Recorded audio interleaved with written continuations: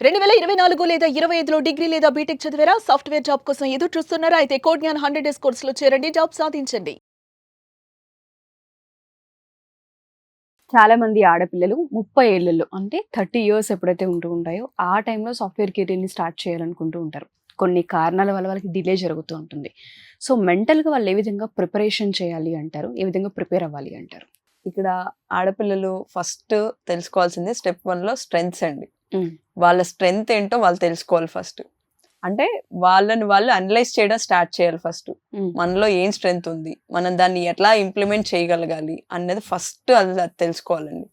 అంటే సింపుల్, ఇక్కడ మ్యాథ్స్ అంటే అదేం సైన్స్ కాదు, హ్మ్. రాకెట్ సైన్స్ అంతకన్నా కాదు.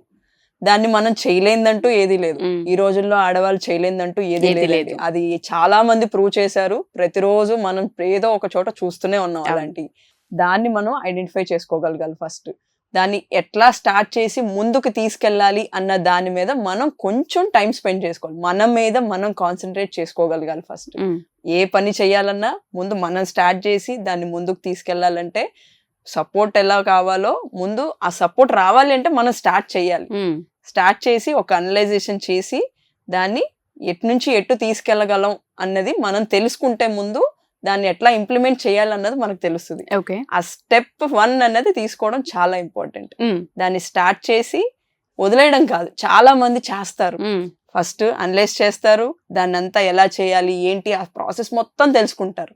కానీ ఎవ్వరు కూడా ముందుకు ఇంప్లిమెంట్ చేయడంలో ఎక్కడో ఇంప్లిమెంట్ చేయడంలో చాలా టైం తీసుకుంటారు. హ్మ్. హ్మ్. టైం తీసుకోవాలి, కానీ దానికంటూ ఒక టైం లిమిట్ పెట్టుకుని బ్లాక్ చేసుకుని ముందుకు వెళ్ళడానికి ఇది రైట్ టైం అన్నది మనం తెలుసుకోగలగాలి ఫస్ట్ ఆఫ్ ఆల్. ఓకే. అది తెలుసుకుని ముందుకు స్టెప్ వేయడానికి రెడీ అయ్యి, అమ్మో రెస్పాన్సిబిలిటీస్ వస్తున్నాయి, ఈ రోజు ఇది వస్తుంది, రేపు ఇంకోటి వస్తుంది, ప్రాబ్లమ్స్ అన్నీ ప్రతి ఒక్కరికి ఉంటాయండి. వాటికి భయపడి మనం ఆగిపోతే ముందుకు వెళ్ళలేమండి. హ్మ్. ఆడపిల్లలు అస్సలు ముందుకు వెళ్ళలేరు. ఈ రోజుల్లో వెనక లాగడానికి రెస్పాన్సిబిలిటీస్ అమ్మాయిలకి చాలా ఉంటాయి. యెస్.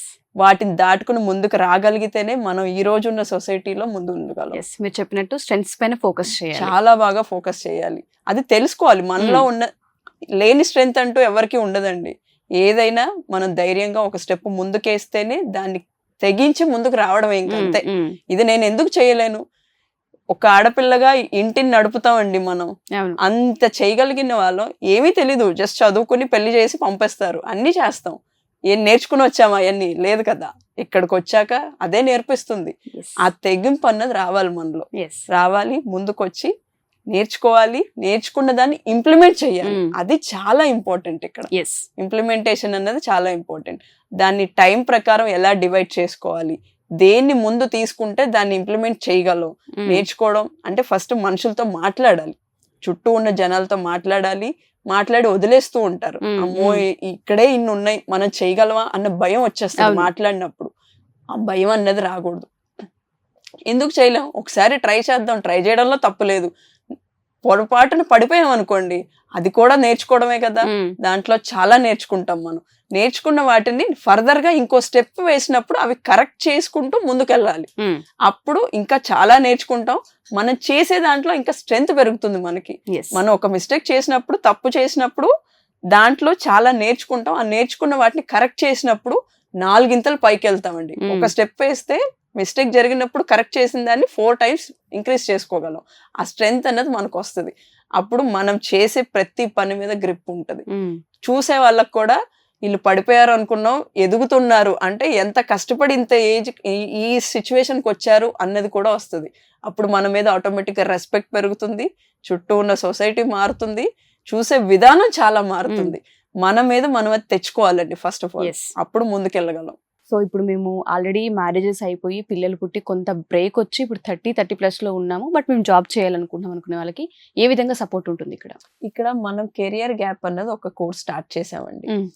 దానికి కావాల్సిన సపోర్ట్ వాళ్ళకి సూటబుల్ అయ్యేది అదనమాట. ఓకే. దానికి కావాల్సిన ఇన్ఫర్మేషన్ కావాలి అంటే స్క్రీన్ మీద కనిపిస్తున్న నెంబర్స్ కి కాంటాక్ట్ చేస్తే మా కౌన్సిలర్స్ ఉంటారు. ఎవ్రీ డే వాళ్ళకి మార్నింగ్ నుంచి ఈవినింగ్ వరకు అవైలబుల్ ఉంటారు. మీరు ఏ టైంలో కాల్ చేసినా రెస్పాండ్ అవుతారు. ఇన్ కేస్ మిస్ అయిన కాల్ వాళ్ళు తిరిగి కాల్ చేస్తారు. కాల్ చేసినప్పుడు మీరు కావాల్సిన డీటెయిల్స్ అడగండి, ఖచ్చితంగా ప్రొవైడ్ చేస్తారు. ఇన్ కేస్ మీకు టైం దొరికితే ఛాన్స్ ఉన్నప్పుడు కుదుర్చుకుని క్యాంపస్ విజిట్ చేయండి. వై బికాస్ మనం ఫోన్ లో మాట్లాడింది డైరెక్ట్ గా క్యాంపస్ కి వచ్చి ఎదురుగా కూర్చుని మాట్లాడింది చాలా డిఫరెన్స్ ఉంటుందండి. మనం ఎదురుగా కూర్చున్నప్పుడు వాళ్ళు అడిగే క్వశ్చన్స్ కి వీళ్ళు ఇచ్చే ఆన్సర్స్ కి చాలా క్లారిటీ వస్తుంది. And at the same time మా క్యాంపస్ లో ఉన్న స్టూడెంట్స్ తో మాట్లాడి అసలు ఎలా ఉంది కెరియర్ గ్యాప్ అన్నది, ఎలా ముందుకు వెళ్ళొచ్చు అన్నది వాళ్ళతో మాట్లాడితే వాళ్ళ ఎక్స్పీరియన్స్ తెలుసుకుంటే వీళ్ళకి ఒక కాన్ఫిడెన్స్ బిల్డ్ అవుతుంది. ఓకే, ఈ గ్యాప్ ని మనం ఇలా ఫిల్ చేసుకోవచ్చు, వీళ్ళ దగ్గర ఇంత పొటెన్షియల్ ఉంది, వీళ్ళు ఈ రకంగా సపోర్ట్ ఇస్తున్నారు మనకి అన్న కాన్ఫిడెన్స్ వాళ్ళకి బిల్డ్ అవుతుంది. అప్పుడు ఆ కాన్ఫిడెన్స్ వచ్చినప్పుడు వాళ్ళు ఖచ్చితంగా ముందుకు వస్తారు, వాళ్ళ స్కిల్ ని వాళ్ళు బయటకు తీసుకురావడానికి ట్రై చేస్తారు. డెఫినెట్ గా మ్యామ్. సో అప్రోచ్ అవ్వాలంటే ఎలా అప్రోచ్ అవ్వాలి? స్క్రీన్ మీద కనిపిస్తున్న నెంబర్ కి కాల్ చేయొచ్చు. మేము వచ్చి విజయవాడ, హైదరాబాద్, బెంగళూరులో ఉన్నాం. మెయిన్ సిటీస్ లో, మెయిన్ సెంటర్స్ లో ఉన్నాము. తప్పకుండా కాంటాక్ట్ చేయండి, విజిట్ చేయండి, చూసి డౌట్స్ క్లారిఫై చేసుకుని జాయిన్ అవ్వండి. Sure ma'am.